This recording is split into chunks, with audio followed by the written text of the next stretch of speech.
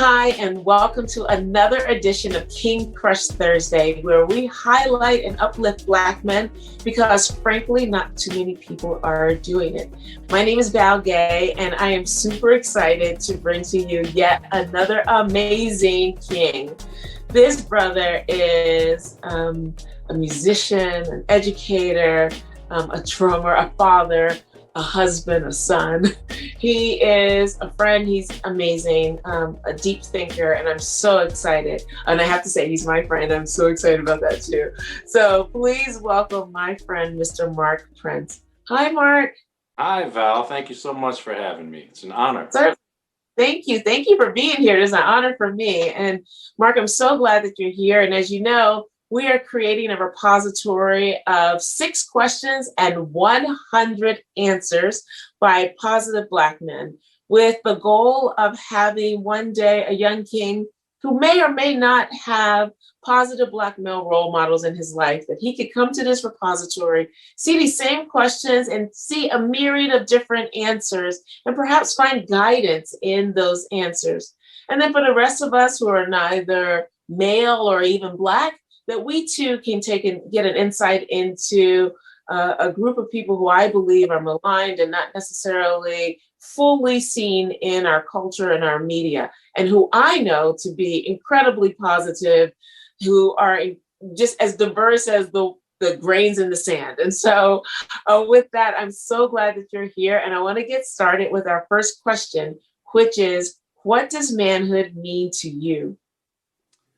That's actually a very broad question, but I think a lot of us get caught up in the masculinity side of manhood, and we tend to leave it there. But to me, manhood encompasses so much more. There's patience involved. There's vulnerability involved in being a man. You know, there's integrity. And all of these things that I learned from my father, and now that I am a father, I'm able to put these things into practice. But manhood itself is a spherical concept as far as I'm concerned. It doesn't end with strength and masculinity and muscles. It encompasses those things. It involves those things. But manhood is an ideal, and it's a goal that I'm still striving for. But I was raised by a man who really taught me that vulnerability is important, honesty is important, integrity is important, patience is important, the ability to listen and to know when to speak, and to, you know, we're either teaching or we're learning, if you want to simplify it. And I learned all of these things from a man who I think is the quintessential man, my father, who thankfully is still here with us, and I'm still learning from him to this day. That's a beautiful answer. Thank you. Thank you. Thank you so much. Awesome. So Mark, who and or what is important to you? First and foremost, God is important to me. Next down on the hierarchy is my family. And when I say family, I mean, of course, my wife and my daughter, my immediate familial nucleus. But of course, my parents and my siblings, my wider circle of friends and extended family. Anyone outside of that, anyone who is interested in expressing love to humanity. These are people that are all important to me. Great. Excellent. Thank you. Thank you. So, Mark, how do you want us to see you? I'd love to be seen as a kind person, someone who expresses and shows compassion. I'd also love to be seen as someone who is capable of leading when necessary, but also someone who is capable of following and observing when necessary as well. I think if those things are in place, I think anyone that I come across would be well on their way to finding out who I am as a human being. Yeah. I like that. Awesome. Okay. Excellent. So, Mark, what is your epic dream? My epic dream, and by epic, I want to know what is the epic side of the dream that we're talking about.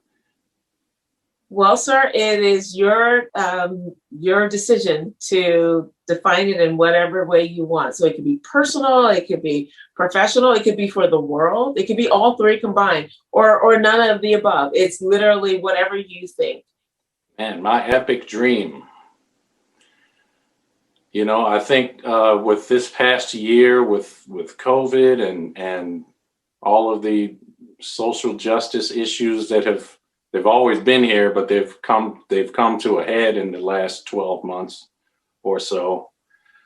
I think I've gone from wishing and dreaming that we all had more compassion for one another to, I think I would replace the compassion with empathy at this point, because I think the ability to actually feel what others are going through is what's necessary now. Compassion is great, but I think it means more that you have an idea of what someone is going through. You're understanding through observation. But if we were to experientially feel what others are going through as human beings, I think we'd all be in a better place. And that would trickle on down through all facets of humanity, and the world and the planet would probably we'd all be in better shape at this point. Amen to that. Absolutely. Amen. So, Mark Prince, who are you? I am a child of God. I am a lover of God. I am a proud Black man. I am a proud son of my parents. I am a proud native of Washington, D.C. I'm a musician. I love to create. I love to experience the creative process either actively or passively by observing it in others. There's a lot there. I'm interested in so much, from music, as I said, to football, to metaphysics, to trading and investing. There's a lot there, and I know that I'm a student at all times. I have the ability to share my experience, and that could be construed as teaching, but I consider myself to be a student of life and a student of humanity.